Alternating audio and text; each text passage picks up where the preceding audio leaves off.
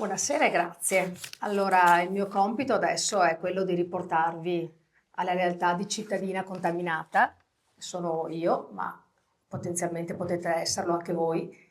E non sono nata attivista, lo sono diventata per necessità dopo aver allattato le mie figlie, fortunatamente, e mi sono chiesta insieme a mio marito cosa gli diamo da mangiare alle nostre bambine. E quindi 20 anni fa siamo entrati nella grande famiglia dei gruppi di acquisto solidali del Vicentino, nello specifico della Rete Gas e Vicentina, che raggruppa, mette in rete i 20-22 gas, gruppi di acquisto di tutta Vicenza. Ne abbiamo appunto associati a Tiene, Schio, Asiago, Lonigo, Vicenza, Creazzo, Montecchio, Suvizzo. Siamo in amicizia con il gas di Bassano del Grappa.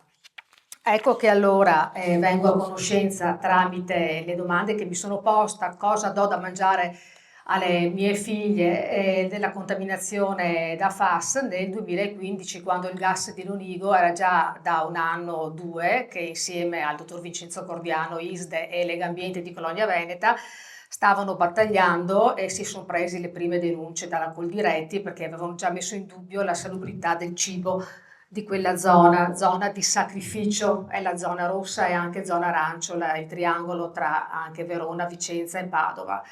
Vorrei spiegarvi un attimo come noi gas, noi sì, persone, consumatori, cittadini critici e responsabili, abbiamo cercato di vivere dignitosamente nel disastro ambientale, perché comunque c'è la situazione del disastro ambientale, afferma Vitelli, sino all'inquinamento dei territori limitrofi, fino a un potenziale disastro ambientale come quello che ha appena citato Marco Miglioni, che è il caso del PFBA e della SPV, anzi non tanto Marco Miglioni, ma l'ISPRA proprio l'ha proprio scritto, no? Che è un disastro ambientale, un imminente disastro ambientale. Allora, se l'acqua è il maggior veicolo di contaminazione, l'acqua da FAS, è pur vero che l'alimentazione è la fonte principale di esposizione. Andiamo un attimo a vedere quello che siamo riusciti a raggruppare insieme ai nostri amici e relatori ed esperti, dicendo anche con rammarico e con dispiacere che il dolore più grande, al di là della contaminazione fisica, il dolore più grande è stato l'abbandono totale o quasi da parte delle istituzioni.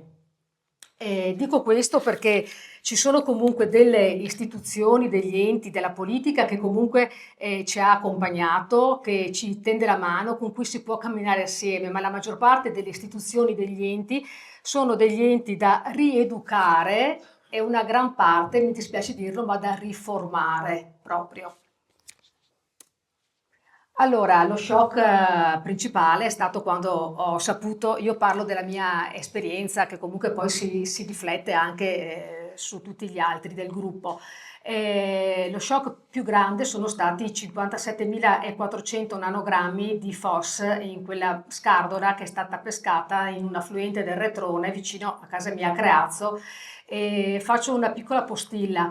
Avete sentito il dottor Cordiano nominare spesso microgrammi? Sì, in realtà il linguaggio, il gergo comune per dare anche il senso della gravità anche della contaminazione è il nanogrammo, quindi 57.400 nanogrammi sono una quantità enorme di questo pesce. Il pesce è il cibo che maggiormente viene contaminato dai FAS proprio perché l'acqua è il principale veicolo. Allora, un attimo. Le uova sono un altro alimento che sono sentinella per quanto riguarda l'inquinamento da FAS. Perché? Perché le galline sono degli animali che hanno sempre il muso il becco a terra, no? E quindi mangiando gli insetti e beccando e cibandosi di tutto quello che fa parte del terreno, accumulano molti FAS. Allora, ho riportato un attimo le uniche analisi degli alimenti complete che siamo riusciti ad ottenere, non così con uno schioccare di dita, ma con un ricorso al TAR di Greenpeace insieme alle Mamme No Fas, ha portato alla luce una situazione dolorosa e preoccupante in tutta la zona rossa del disastro ambientale da FAS. Disastro ambientale perché zona rossa e zona arancio hanno rinvenuto uova con concentrazioni fino a 35.500 nanogrammi al chilo di FAS. Quindi, secondo l'EFSA, la dose settimanale per la somma dei 4 principali FAS, che sono le molecole che leggete tra parentesi, è di 4,4 nanogrammi per chilogrammo di peso corporeo. Che cosa vuol dire alla settimana? Allora, io ho fatto il conto, un uovo mi viene a pesare 60 grammi. Se un uovo di massima contaminazione, cioè se un uovo di quella analisi che mi contiene un 35.500 nanogrammi chilo, un uovo mi pesa 60 grammi, vuol dire che mi contiene 2.130 nanogrammi di FAS. La dose settimanale per una donna come me di 65 kg è di 4,4 per 65 kg uguale 286 nanogrammi alla settimana. Vuol dire che per rimanere dentro la dose EFSA, un uovo contaminato da 2130 nanogrammi mi basta per 7 settimane. Cioè, se io vivo in quella zona o se sono figlia di una agricoltrice, che abbiamo capito che le aziende agricole del territorio, le persone e i coltivatori sono i più contaminati da PFAS, io devo far conto di, se voglio cibarmi dei miei prodotti, che un uovo contaminato con quella percentuale lì a me basta per 7 settimane, sommato a tutto il resto, cioè sommato a una percentuale di PFAS che non viene filtrato nell'acquedotto, sommato ai PFAS che vengono rinvenuti nell'alimentazione, negli ortaggi, nella frutta, nella carne, nel latte. Cosa ha fatto Regione Veneto sul cibo? E chi l'ha visto? Perché Regione Veneto con il BUR 706 del 14 giugno 2022 per i prodotti, gli alimenti di origine animale e il DGR del 1676 del 29/12/2023 ha fatto questo piano di sorveglianza di FAS nei prodotti agroalimentari della zona rossa e zona arancio. Cosa vuol dire? Che ha, in collaborazione con l'Istituto Zooprofilattico, con ARPAV, eccetera, hanno analizzato i prodotti delle aziende agricole, attenzione perché qui è una cosa che fa pensare, delle aziende agricole con una superficie elevata, quindi per esempio superiore a una determinata metratura di ettari, quelle aziende agricole che rivendono nella grande distribuzione. Paradossalmente tutti i piccoli agricoltori, a cui anche noi gruppi di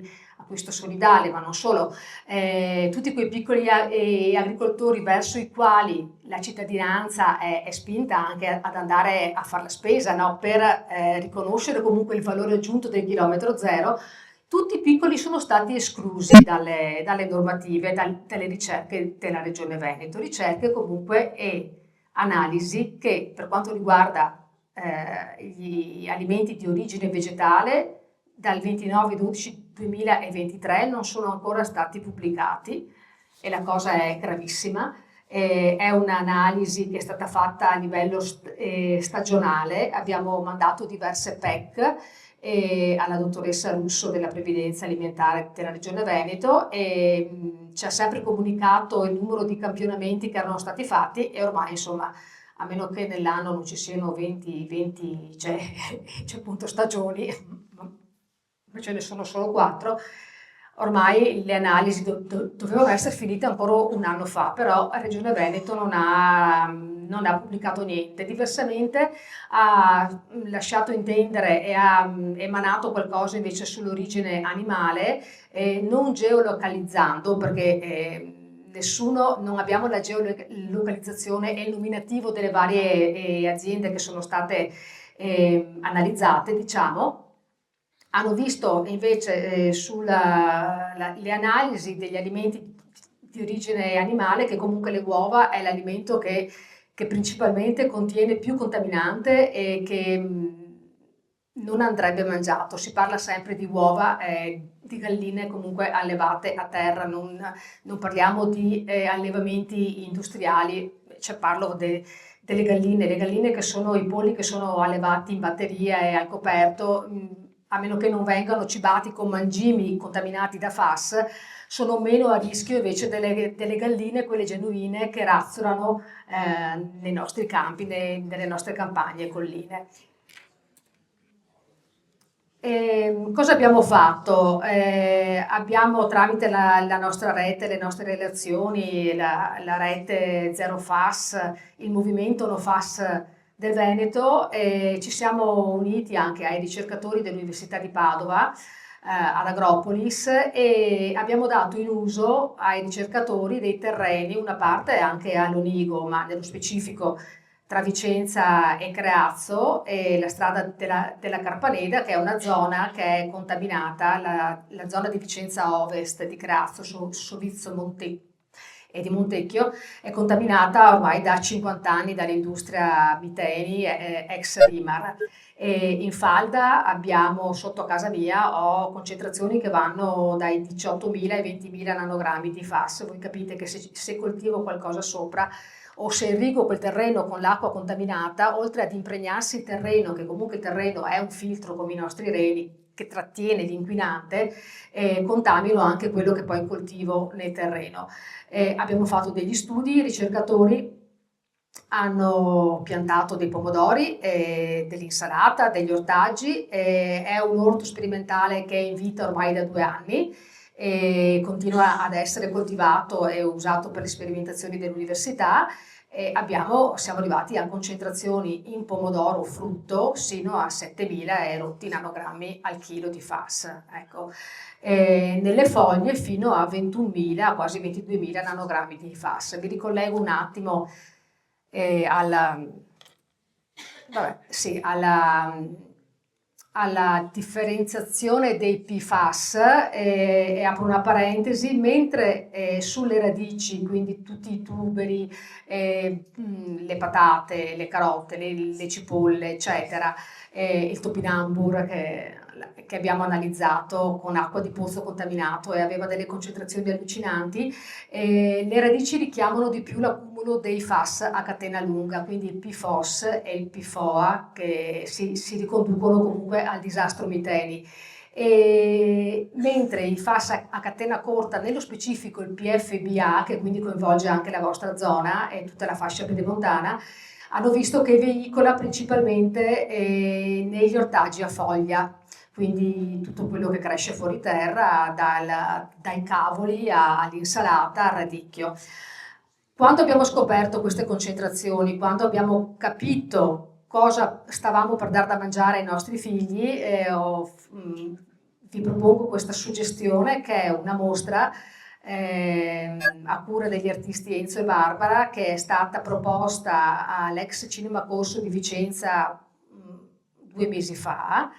E questi artisti hanno ricreato, grazie anche al comune di Nove, il sindaco di Nove, delle ceramiche smaltate, e si sono immaginati cosa potesse crescere nella nostra terra contaminata da FAS. Voi capite che sono delle creature, degli ortaggi mostruosi, ma a me personalmente non serviva andare a vedere la mostra, perché ogni sera quando io ritorno a casa, lavoro in zona industriale di Vicenza e percorro la Carpaneda per andare a casa e vedo tutta la campagna circostante e che divide Vicenza fra Creazzo.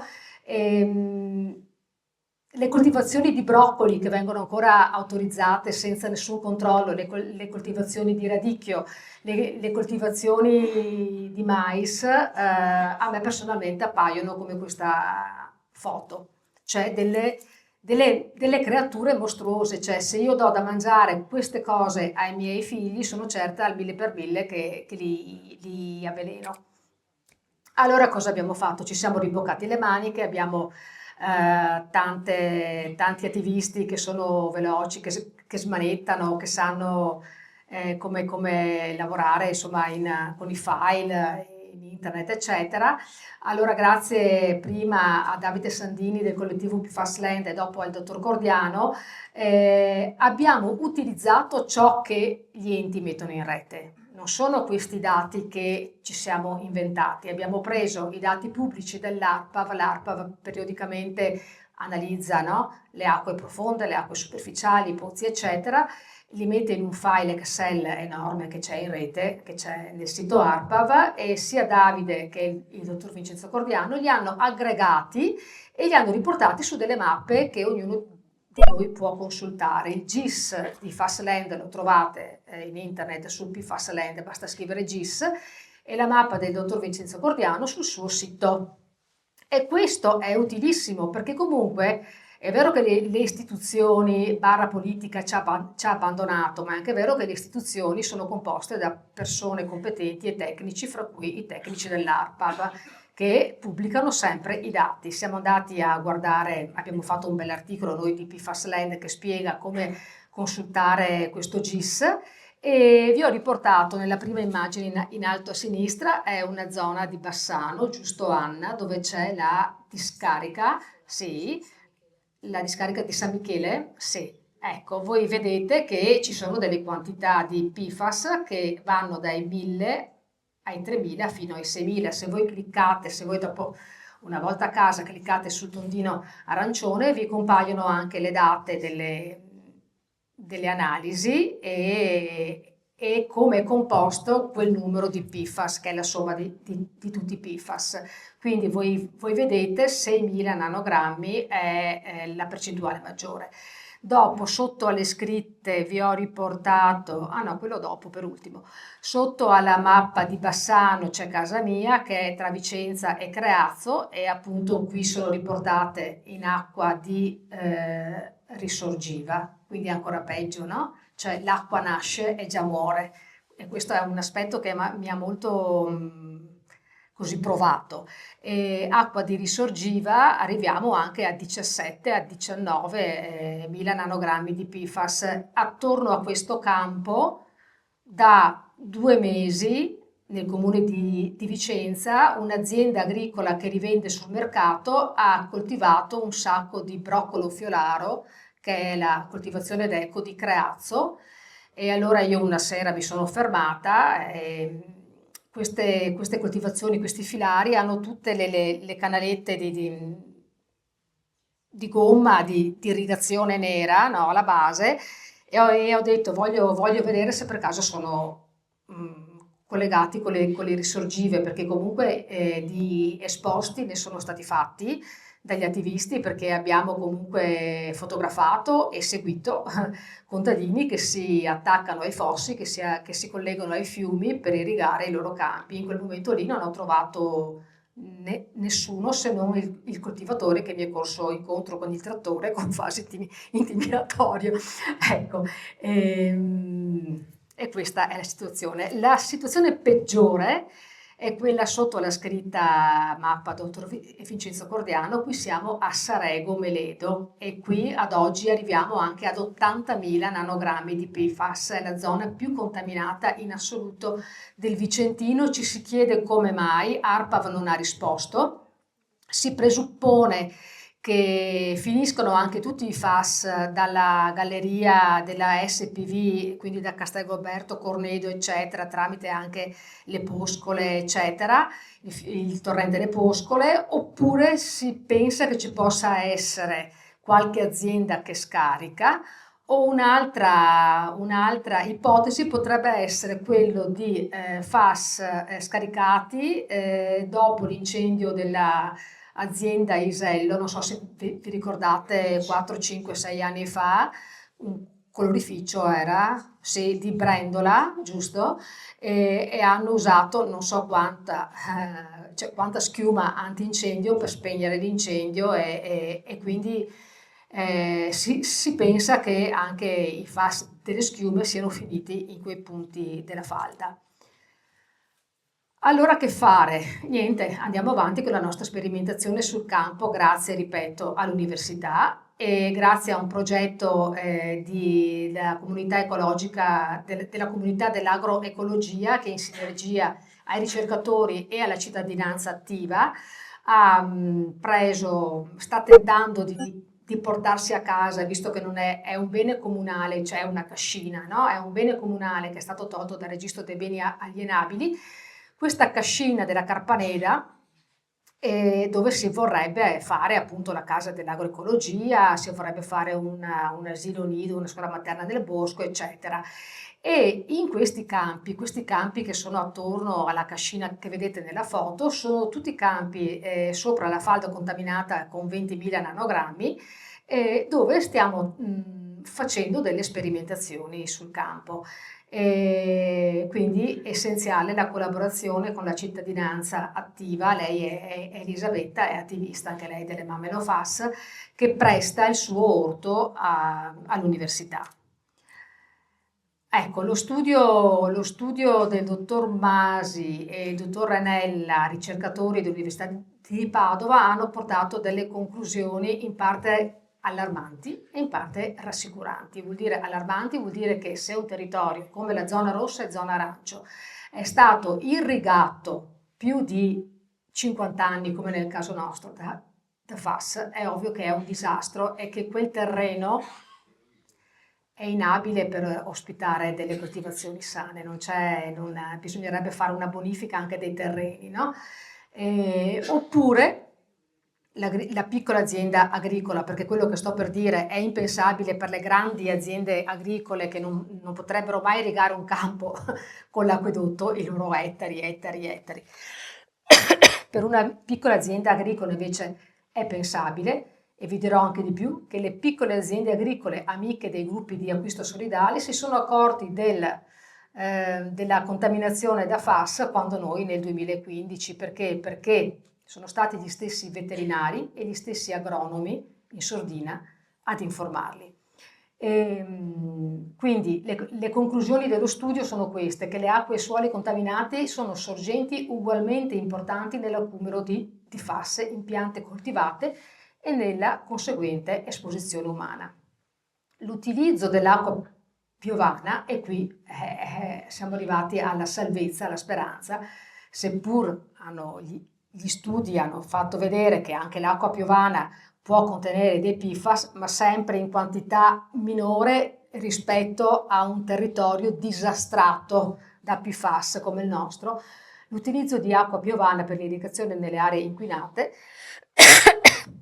potrebbe essere una soluzione immediatamente praticabile e sostenibile per ridurre l'assorbimento di FAS nelle culture agrarie e la conseguente esposizione umana, ed è quello che noi stiamo facendo in sinergia con i produttori locali a chilometro zero, i piccoli, che sono o biologici o non biologici, basta che siano coscienziosi, che siano genuini, perché purtroppo non è che io mi salvo andando a comprare la frutta e la verdura biologica, perché la beffa è che il prontuario biologico non prevede l'analisi delle acque e la ricerca dei FAS nell'analisi delle acque. Pertanto io posso comprare un pomodoro biologico ma che mi contiene FAS.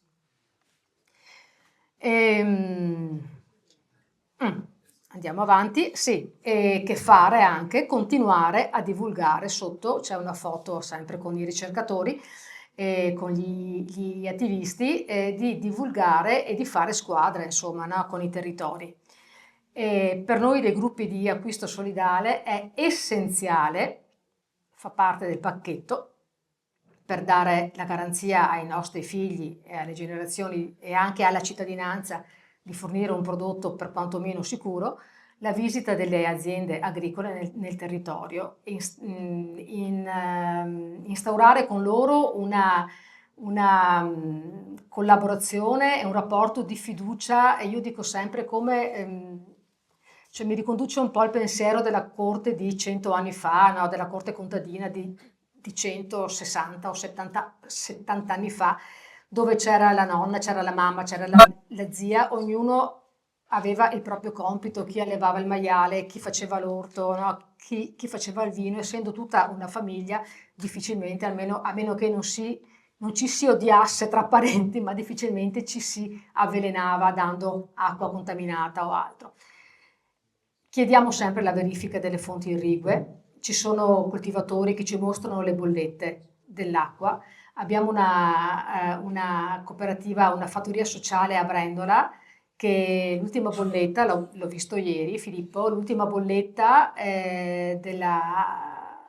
della gestore idrico ammonta a 7.000 euro. Lui per fornire un prodotto sano ai mercati piccoli, genuini, che non sono controllati da Regione Veneto, perché Regione Veneto controlla gli alimenti delle grandi aziende che vendono nei supermercati, quindi il piccolo agricoltore spende anche 7.000 euro per l'acquedotto. O se no, appunto, per ovviare, utilizza a proprie spese i filtri ai carboni attivi, che non ne vale la pena perché dopo devono essere sostituiti spesso, o se no, appunto, l'acqua di raccolta piovana. Chiediamo sempre la comparazione con i dati ARPA, cioè compariamo in base alle mappe che vi ho fatto vedere prima e nel dubbio facciamo fare comunque le analisi dei FAS nell'acqua sempre. Ecco che allora la sinergia tra cittadinanza, gas, consumatori, movimenti, no FAS, quindi la sinergia anche delle risposte che abbiamo ottenuto tramite Greenpeace, tramite ISDE, tramite Legambiente, tramite i vari accessi agli atti, eccetera, ha fatto sì che nascesse il primo mercato genuino. Non possiamo dire che è un PFAS free perché bisognerebbe analizzare tutti i prodotti, no? Per renderlo PFAS free, però insomma ci sono buone possibilità che quello che viene rivenduto nei mercati genuini dei gruppi di acquisto solidale abbia, non dico nullo, però abbia delle basse percentuali di PFAS all'interno dei propri prodotti. Abbiamo deciso quindi di dare un servizio alla collettività e di aprire questi mercati, di renderli pubblici, di fare in modo che le nostre conoscenze, che le nostre fatiche possono essere al servizio e alla portata della cittadinanza che riconosce il valore aggiunto. Per riconoscere il valore aggiunto, prima cosa bisogna riconoscere il disastro da FAS nella zona rossa e zona arancio e riconoscere che i PFAS sono un grosso problema.